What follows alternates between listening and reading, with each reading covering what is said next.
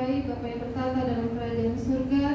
Kami mengucap syukur Tuhan untuk pagi hari ini. Terima kasih atas pimpinan penyertaan Tuhan dalam hidup kami sepanjang malam. Pagi hari ini kami boleh bangun dengan badan dan tubuh yang sehat, tidak kekurangan satu apapun Tuhan.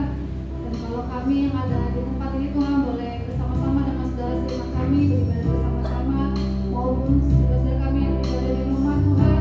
Kami percaya Tuhan penyertaan sungguh sempurna dalam kehidupan kami. Terima kasih Tuhan, terima kasih Tuhan. Hanya Tuhan Tuhan, satu-satunya Tuhan yang layak pujian dan penyembahan kami Bapa. Terima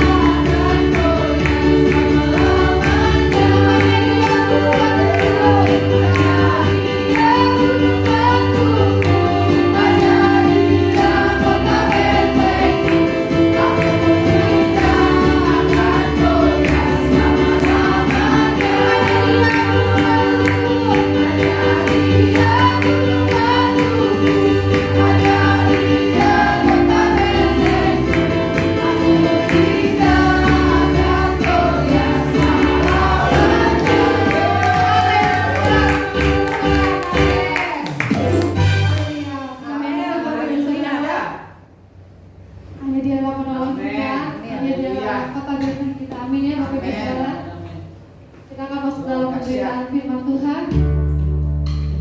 Biarlah kita seperti itu sayang haus akan selalu firman Tuhan, karena firman Tuhan yang menjadi kekuatan dalam kehidupan kita.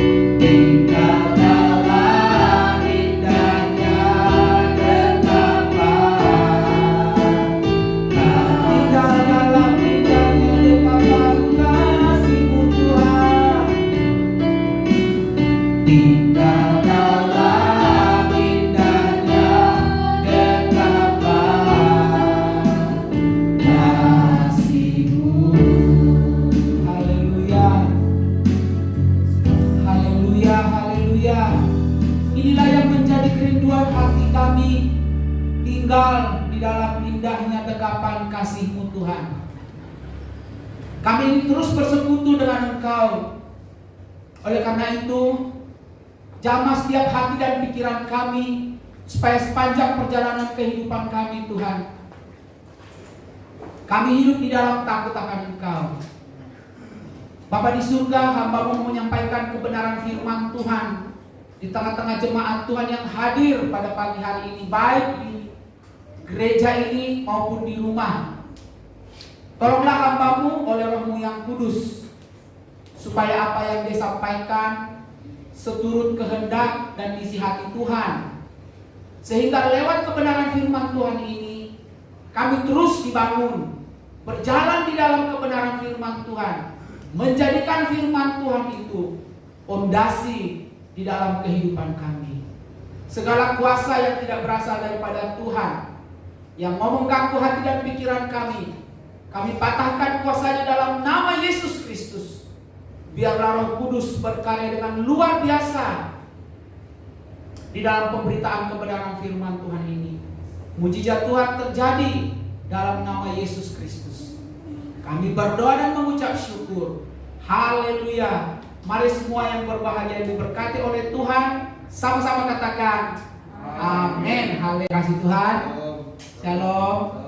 Yang di gereja maupun yang di rumah, apa kabarnya pada pagi hari ini? Haleluya. Yang di rumah tetap diikuti dengan hati yang tertuju kepada Tuhan. Mari sama-sama kita membuka kebenaran firman Tuhan dari 1 Petrus 1 ya, ayat 9 sampai 10.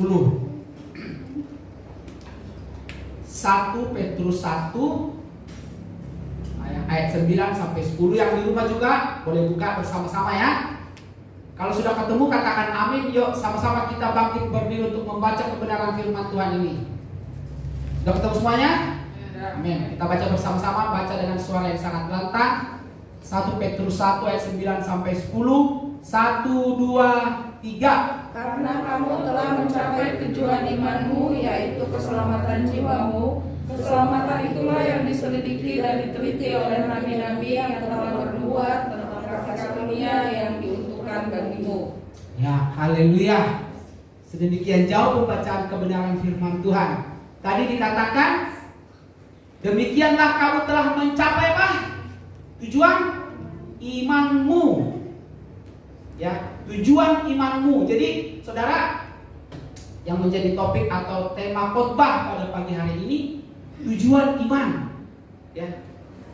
Kita sering membacakan apa? Atau mendengarkan kebenaran firman Tuhan tentang iman dan iman. Tetapi kadang-kadang kita tidak tahu sebenarnya tujuan saya beriman itu apa gitu. Coba kalau saudara tanya orang-orang Kristen, ya coba tanya nanti, tujuanmu itu beriman apa? Gitu. Pasti banyak yang bingung. Tapi saya berdoa ya sesudah kita mendengarkan ini, setiap jemaat GCA Depok atau yang mendengarkan kebenaran firman Tuhan ini, ketika ditanya apa tujuan imanmu, dengan yakin saudara bisa berkata seperti apa yang kita baca di 1 Petrus 1 ayat 9 sampai 10. Demikianlah kamu telah mencapai apa? Tujuan imanmu. Apa tadi dibilang di situ? Yaitu apa? Keselamatan jiwamu. Jadi saudara, nih kalau ada yang bertanya, pamannya sama Dana, apa sih tujuan imanmu? Jangan bilang supaya saya jadi kaya, supaya saya dapat pekerjaan, supaya nanti saya dapat jodoh yang baik, supaya nanti saya dapat rumah, maka beriman dong. Gitu ya. Kita seringkali dibatasi tentang iman di situ, saudara yang dikasih Tuhan. Benar apa tidak? Kalau nggak benar pasti salah. Tapi benar ya saudara ya. Coba nanti tanya yang belum mendengarkan khotbah ini, tujuan imanmu apa? Pasti mereka bahkan mungkin kadang-kadang, iya ya tujuan iman saya apa ya? Gitu ya saudara ya. Saudara, kalau kita berbicara iman dalam konteks ini adalah ya menerima Yesus Kristus itu sebagai Tuhan dan Juru Selamat pribadi di dalam kehidupan kita. Kita percaya dengan sepenuh hati saudara Itu. Nah, jadi sekali lagi saya katakan, kalau ada orang yang tanya, tujuan imanmu apa? Bilang, untuk keselamatan jiwaku. Nah, cuman ini yang memerlukan penjelasan. Kenapa dibilang keselamatan jiwaku? Ya, jadi kita beriman itu bukan sekadar supaya kita menjadi kaya. Kita beriman itu supaya kita tidak sekadar mempunyai rumah, ya, mendapatkan apa yang kita butuhkan, itu baik-baik aja. Tapi bukan itu yang utama. Saudara, saya yakin dan percaya, saudara, ya, ketika kita serius di dalam Tuhan, sekali lagi saya katakan, ketika kita serius di dalam Tuhan, ketika kita hidup di dalam persekutuan dengan Tuhan, ingat apa yang dikatakan oleh Mazmur pasal 37 itu ayat 25. Dahulu aku muda, kata Daud, sekarang aku sudah tua, tetapi aku tidak pernah melihat orang-orang benar itu hidup meminta-minta, mengemis minta roti. Saya yakin dan percaya 100%, saudara, bahwa ketika kita serius hidup di dalam persekutuan dengan Tuhan, maka pemeliharaan Tuhan yang sempurna itu akan ada di dalam kehidupan kita. Makanya walaupun hampir 2,5 tahun ini, masa pandemi bahkan masa-masa yang sulit, saya belum pernah mendengar orang-orang yang dekat dengan Tuhan itu tidak sampai makan. Ada yang saudara tahu? Bahkan kadang-kadang udah nggak ada pekerjaan pun, ya. Bukan ini nggak mau bekerja, tapi memang seperti orang di pariwisata, ya, banyak, saudara, banyak. Tetapi luar biasa, saya tidak pernah mendengar mereka sampai tidak makan. Ada aja cara Tuhan menolong, saudara. Ya. Burung di udara aja dia pelihara. Bunga di kebun Tuhan pelihara, apalagi kita, saudara. Jadi jangan receh, jangan pernah menganggap saudara beriman supaya Tuhan mencukupi kebutuhanmu. Itu pasti. Karena apa? Firman Tuhan berkata, Allahku akan mencukupi segala keperluanku menurut kekayaan dan kemuliaannya di dalam Kristus Yesus. Ya, saudara, ya. Ya, di saat-saat sulit, tiba-tiba ada yang kasih bantuan, ya. Tiba-tiba jemaat Gesiarasi Depok dapat bantuan sembako gitu, saudara. Luar biasa. Jadi itu harus kita pegang. Makanya di dalam mengikut Tuhan itu, saudara, ya, jangan segala sesuatu yang bersifat duniawi ini. Memang benar kita hidup di dunia, tapi saya percaya juga ketika Yesus mengatakan, akulah gembala yang baik, takkan kekurangan aku, yang membaringkan aku di padang yang berumput hijau. Katakan kepada Tuhan supaya itu digenapi di dalam hidup kita. Sekali lagi saya katakan, saya banyak bertemu orang-orang, ya, di masa-masa pandemi ini, saudara, anak-anak Tuhan yang hidup di dalam persekutuan dengan Tuhan, kadang-kadang sudah nol pencaharian, tidak tahu harus dapat uang dari mana. Tetapi ketika ditanya bagaimana keadaan kalian, baik-baik, masih bisa makan 3 kali sehari, masih bisa tidur nyenyak, masih bisa tinggal di rumah, tidak di kolong jembatan. Amin, saudara. Amin, ya, saudara, ya. Jadi indah, enak hidup bersama dengan Tuhan, Tuhan kita Yesus Kristus. Tetapi lebih daripada itu, kita harus tahu tujuan iman kita adalah keselamatan jiwa kita. Karena jiwa kita inilah yang kekal, saudara. Saudara, kitab Tesalonika mengajarkan kepada kita bahwa manusia itu terdiri dari tubuh, jiwa, dan roh. Ya, salah satu dalam tulisannya Rasul Paulus bilang begini, semoga tubuh, jiwa, dan rohmu apa? Baik-baik saja. Jadi firman Tuhan membagi manusia itu apa? Tubuh, jiwa, dan roh.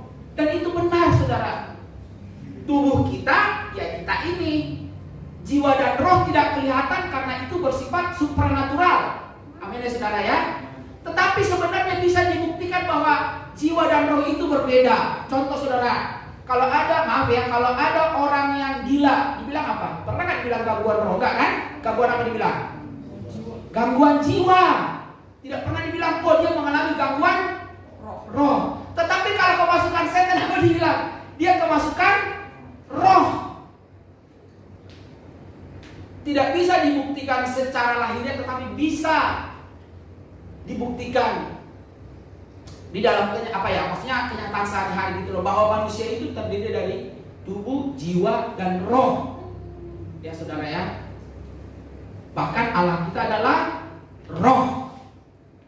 Jadi di dalam tubuh kita ini ada jiwa dan roh.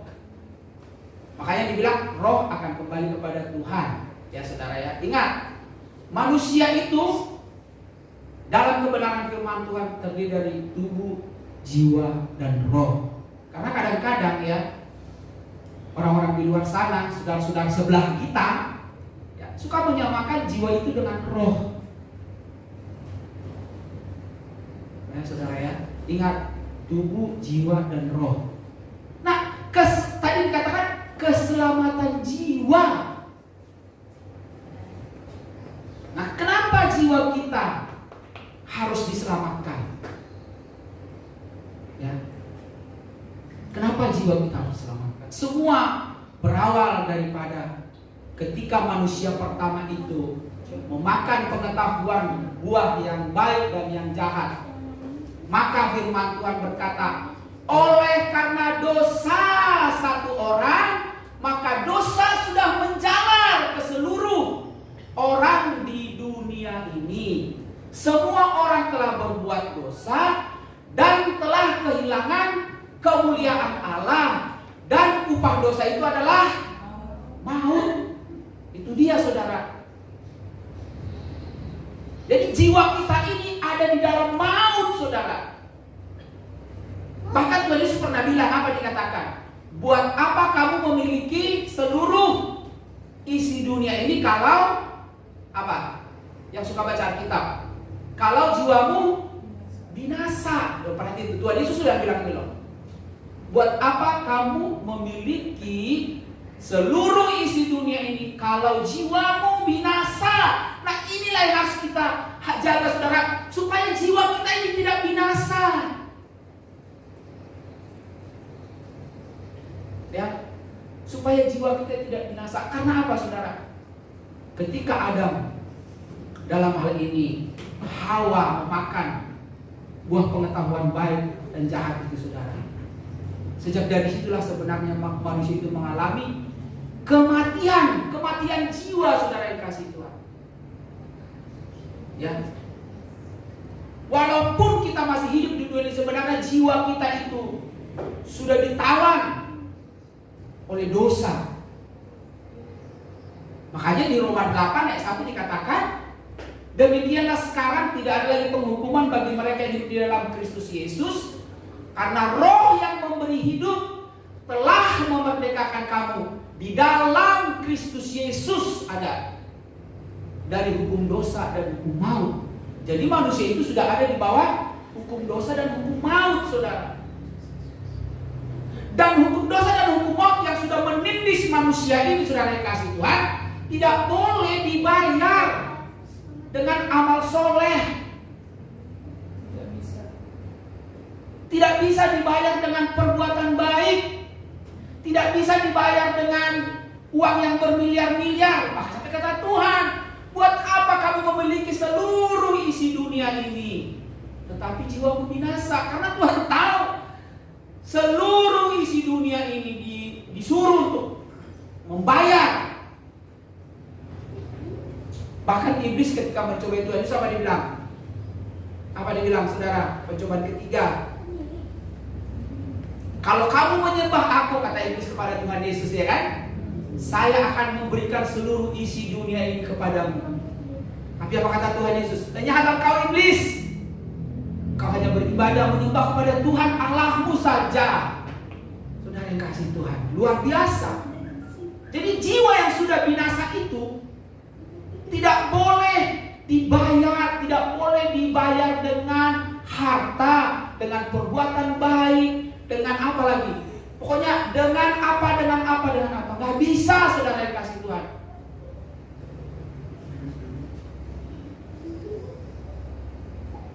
Ya, tidak bisa. Tetapi harus dibayar dengan darah yang kudus, darah yang tidak tercela. Kenapa darah? Karena dikatakan di darah itulah ada nyawa manusia. Ingat gak ketika Habel dibunuh sama Kain? Tapi apa dibilang? Darahnya Habel berteriak-teriak kepada Allah. Ya saudara yang kasih Tuhan, di dalam dengan darah itulah saudara. Dan darah yang kotor, ya, darah nabi-nabi tidak akan bisa. Karena apa? Manusia itu sudah jatuh dalam dosa. Sebaik apapun rasul, sebaik apapun nabi, ya, tidak akan bisa, saudara yang kasih Tuhan. Karena apa? Semua sudah berada di bawah hukum dosa dan hukum maut. Harus ada darah yang kudus, harus ada darah yang tidak tercela. Itulah yang bisa menebus kita. Ya saudara yang kasih Tuhan, ketika Adam dan Hawa memakan buah pengetahuan baik dan jahat itu, ketika mereka sadar mereka telanjang. Sebenarnya saudara, coba saudara perhatiin ya. Sebenarnya Adam dan Hawa sudah memakai apa? Daun pohon ara untuk menutupi ketelanjangan mereka. Sebenarnya saat itu mereka sudah tidak telanjang, dan saya yakin itu pasti mereka buat terapi gitu loh saudara ya. Sebenarnya mereka itu sudah menutupi ketelanjangannya loh. Aturannya kan sudah beres. Mereka sudah berpakaian daun ara. Tetapi ketika Allah pencipta langit, bumi, laut dan segala isinya, Allah Yehova bertanya, Adam, di manakah engkau? Aku di sini, aku malu. Maka apa? Tuhan semesta alam, Allah Yehova memotong binatang, saudara. Itulah pencurahan darah pertama, saudara. Ya, perjanjian lama itu merupakan tipologi dari perjanjian baru. Kita akan susah memahami kitab perjanjian baru kalau saudara tidak memahami perjanjian lama. Makanya kalau baca Alkitab jangan cuma baca perjanjian baru, baca dari perjanjian lama. Kita tidak akan mengerti perjanjian baru kalau kita tidak membaca perjanjian lama. Karena semua dari perjanjian lama itulah kita tahu kenapa harus darah yang dicurahkan. Kenapa harus darah yang dicurahkan? Walaupun peraturannya belum ditentukan kala itu, tetapi Allah Yehova, ya, sudah menunjukkan harus ada darah yang tercurah. Maka dipotonglah binatang dan dikatakan kulit binatang itu dipakaikan kepada Adam dan Hawa. Saya merinding loh kalau mendengar ini. Saya nggak tahu saudara ya, betapa dahsyatnya loh Tuhan kita itu. Dia tahu saudara, ketika jiwa manusia itu binasa, saudara yang kasih Tuhan, tidak ada satupun yang dapat untuk membuat dia layak di hadapan Tuhan. Maka jangan coba-coba amal solehmu, perbuatan baikmu, kamu anggap layak untuk menebus segala kesalahanmu. Walaupun saudara saya katakan, saudara harus melakukan selalu, bukan hanya yang baik, bahkan apa? Yang terbaik. Lakukan segala sesuatu seperti untuk Tuhan. Tetapi jangan anggap itu untuk saudara layak untuk menebus kesalahan saudara. Saya kadang-kadang pernah saya gini, ada orang, kenapa kamu ke gereja? Untuk nyicil dosa, maksudnya nebus dikit-dikit. Itu loh, Itu framing saudara. Kenapa? Kita kadang-kadang dipengaruhi pengajaran dari luar sana gitu loh. Timbangan perbuatan baik dan perbuatan jahat. Kenapa kamu ke gereja? Nyicil dosa. Coba saudara yang kasih Tuhan. Saya bilang itu wrong. Salah itu saudara. Kenapa kamu ke gereja? Oh, karena saya ingin bersekutu dengan Tuhan, dengan jemaat-jemaat Tuhan yang lain. Kami mau bersama-sama memuji, mempermuliakan Tuhan. Kami mau merayakan kebaikan Tuhan di dalam hidupku. Itu saudara yang kasih Tuhan. Maka saudara tidak akan malas datang ke gereja. Ya. Karena saudara tahu akan berkumpul dengan saudara-saudara seiman, bernyanyi bersama-sama, merayakan kemenangan demi kemenangan yang kita peroleh. Karena keberadaan kita sampai hari ini semua karena apa saudara? Karena anugerah Tuhan, karena kasih karunia Tuhan. Ya. Jadi saudara yang kasih Tuhan, tujuan iman kita adalah keselamatan jiwa. Dan itu hanya bisa ditebus dengan darah yang kudus. Itulah makanya Allah Yehova itu, Allah yang ada di Kejadian 1 ayat 1, dimulana di tempat debatama langi dohot tanoon. Itu baca Kejadian 1 ayat 1. Aku lupa bahasa Indonesia, makanya aku bacakan bahasa Batak. Dimulana di tempat debatama langi dohot tanoon. Pada awalnya Allah menciptakan langit dan bumi. Jadi Allah yang menciptakan langit dan bumi itu, itulah yang datang di dalam rupa manusia, nuzul. Kalau orang Batak bilang tuh roh, sia surga. Datang dari surga saudara yang kasih Tuhan. Dan dia menyatakan dirinya dalam nama Yesus Kristus. Yesua HaMasiah. Haleluya saudara yang kasih Tuhan. Makanya tadi dikatakan ya, itulah yang diselidiki oleh nabi-nabi. Coba asal baca ayat 10-nya. Coba perhatiin di ayat 10 ini coba. Yang 1 Petrus ayat 10 tadi. Keselamatan itulah yang diselidiki dan diteliti oleh nabi-nabi yang telah bernubuat tentang kasih karunia yang diuntukkan bagimu. Iya, itulah yang diselidiki loh saudara yang kasih Tuhan. Oh, rupanya apa-apa yang ada di dalam perjanjian lama itu di kitab Tanakh itu, Taurat, Levin dan Ketuvim. Kalau orang sana bilang ya, maksudnya tuh Taurat itu tuh kitab apa, Kejadian, Keluaran, Imamat, Bilangan, Ulangan, ya surat apa namanya, tulisan para nabi-nabi dan Mazmur, termasuk Mazmur Salomo, Mazmur Daud gitulah. Ingat yang dikatakan di Lukas 24 ayat 46, Tuhan Yesus bilang, memang semua yang ada di kitab Taurat, di kitab nabi-nabi dan kitab Mazmur yang berbicara tentang aku akan digenapi. Haleluya saudara yang kasih Tuhan. Sekali lagi saya katakan, perjanjian lama itu adalah tipologi. Tipologi itu maksudnya gambarannya. Dikasih tahu gambarannya, nanti akan datang loh. Akan datang loh Mesias itu, akan datang loh penebus itu yang menyelamatkan jiwamu. Itu saudara yang kasih Tuhan. Makanya Rasul Petrus bilang, tujuan imanmu adalah keselamatan jiwamu.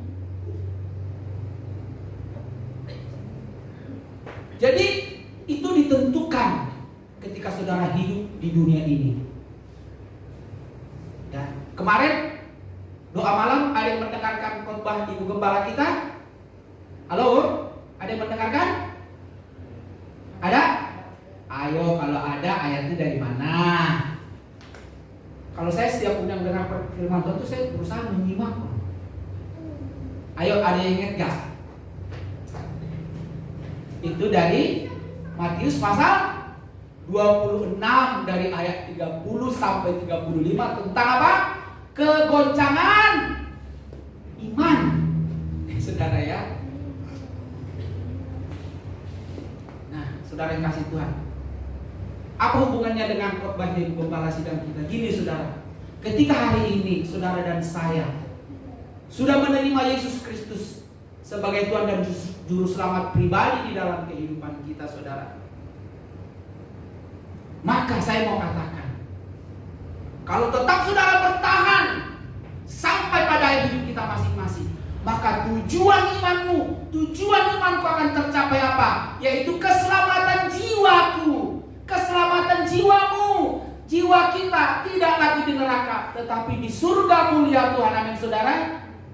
Tapi terkadang di dalam perjalanan keimanan kita, seperti para murid-murid, seperti Rasul Petrus dan yang lain-lain, mereka begitu tercekam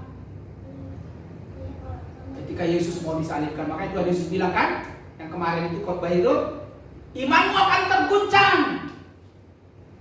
Tapi Petrus bilang, Tuhan, aku tidak, sekalipun aku mati bersama-sama dengan Engkau, aku tidak, katanya. Tahu ya apa, saudara? Ketika Yesus mau disalib, semua ngacir, saudara. Kadang-kadang kita seperti itu. Saya setuju dengan apa yang dikatakan oleh Ibu Gembala sidang kemarin. Kadang-kadang kita tidak tahu kadar iman kita, saudara.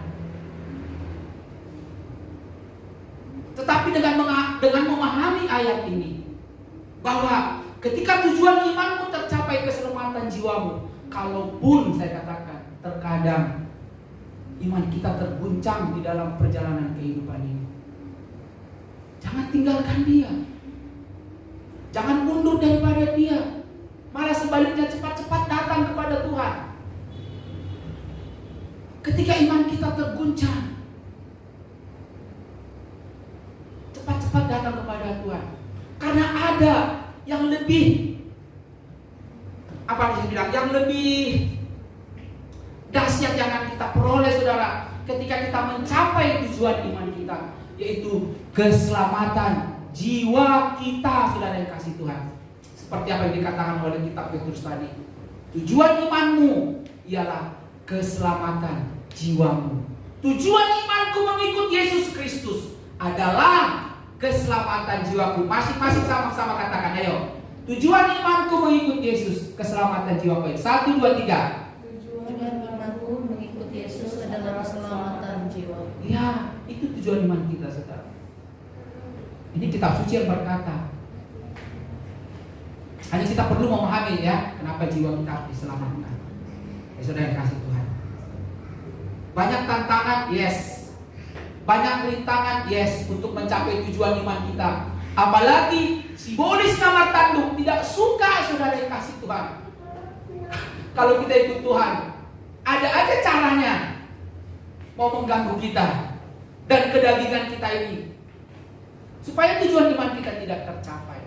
Oleh karena itu, saudara yang kasih Tuhan, sekali lagi saya katakan, bagaimanapun keadaanmu, di dalam mengikuti engkau, di dalam mengikuti Tuhan Yesus sebagai Tuhan dan Juru Selamat pribadi di dalam hidupmu, ingatlah selalu tujuan itu, saudara.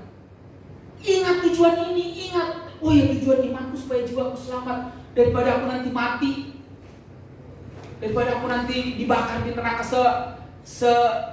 selama-lamanya. Ya, bagi orang Kristen ya, saudara ya, bagi kita ya, neraka kekal, surga kekal. Sekali saudara di neraka terus. Sekali saudara di surga terus. Tidak bisa dari neraka pindah ke surga, nggak ada, dicelupkan, dicuci dulu katanya. Karena ada saya dengar pengajaran, saudara ya, pada begini, orang itu katanya semua masuk dulu ke neraka, masuk semua, masuk semuanya, semua masuk, tidak ada yang tidak masuk, semua mendatangi neraka. Tetapi disitulah dilihat perbuatan baiknya apa, baru ada yang cepat dibakar di neraka, ada yang lama, tapi pada akhirnya semua yang di neraka itu akan pindah ke surga setelah apa? Dibersihkan, dicuci di neraka. Buat kita nggak ada, saudara. Tidak ada seperti itu, saudara. Sekali saudara masuk surga kekal, saudara akan terus ada di sana dengan tubuh kemuliaan. Firman Tuhan bilang dengan tubuh surgawi. Jadi saudara ingat, tujuan iman kita yang paling utama dan terutama, yang paling penting dan terpenting adalah keselamatan jiwa kita, saudara. Ya. Saya yakin dan percaya, Siapapun yang sudah memegang ini, dia tidak akan mau meninggalkan imannya hanya karena jabatan. Dia tidak akan mau meninggalkan imannya karena perkawinan. Dia tidak akan pernah mau meninggalkan Tuhan Yesus karena kekayaan dunia ini. Karena di luar Yesus kita tidak dapat berbuat apa-apa. Jadi saudara yang kasih Tuhan, harapan saya dengan memahami ini, saudara yang kasih Tuhan, tetap setia kepada Tuhan sampai hari ini kita masing-masing. Amin saudara yang kasih Tuhan. Amin saudara. Tetap setia kepada Tuhan. Jangan tinggalkan Tuhan karena kita yang rugi. Sebab di bawah kolong langit ini tidak ada nama lain yang bolehnya kita dapat diselamatkan selain di dalam nama Yesus Kristus. Ya. Oleh karena itu saya yang kasih Tuhan, bagaimanapun kondisimu hari ini, baik yang ada di gereja ini, baik yang ada di rumah, ingat selalu tujuan imanku adalah keselamatan jiwaku. Haleluya. Demikian kebenaran firman Tuhan pada pagi hari ini. Tuhan Yesus memberkati kita semua.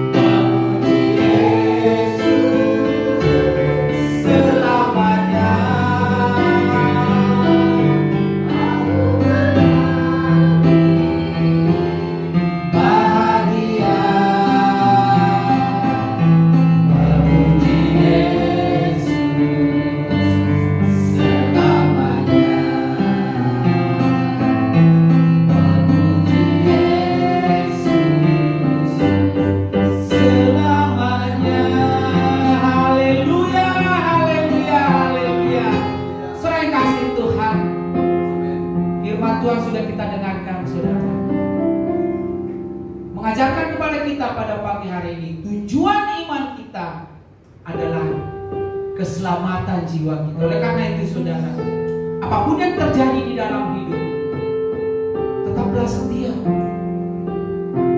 Tetap setia. Sekali saya katakan tetap setia. Jangan undur.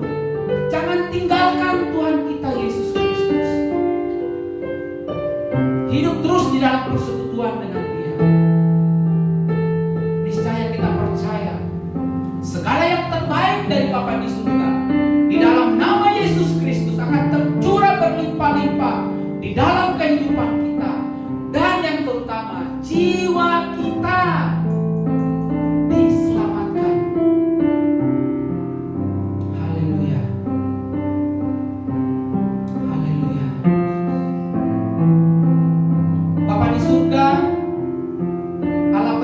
langit, bumi, laut, dan segala isinya. Hamba-Mu sudah selesai menyampaikan kebenaran firman Tuhan di tengah-tengah jemaat Tuhan. Hamba-Mu sadar Tuhan, hamba-Mu masih jauh dari sempurna di dalam menyampaikan kebenaran firman Tuhan ini.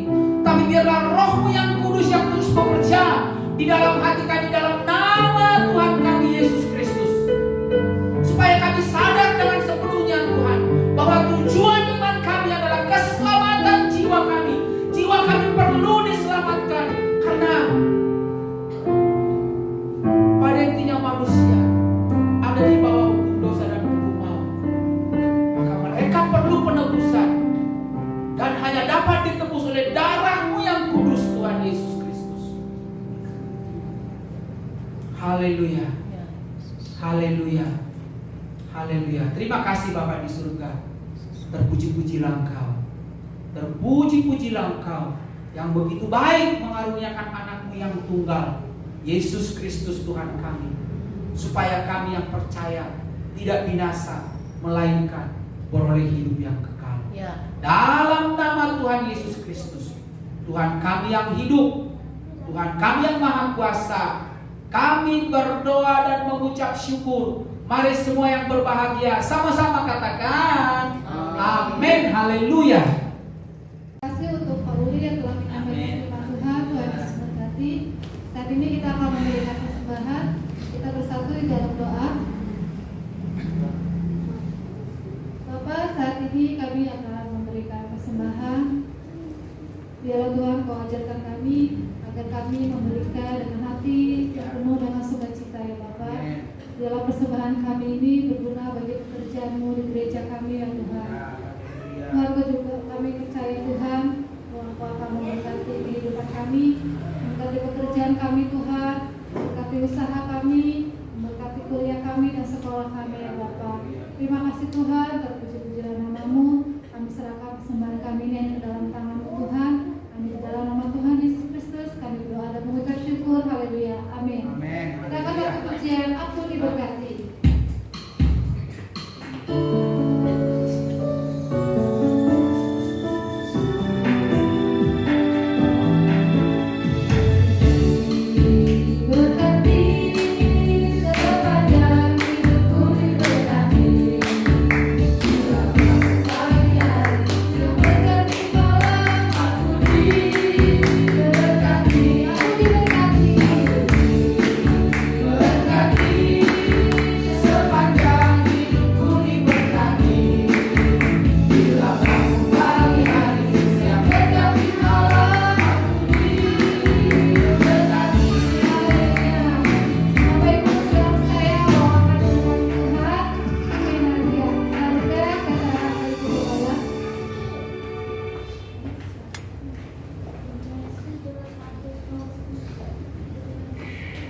Selamat pagi.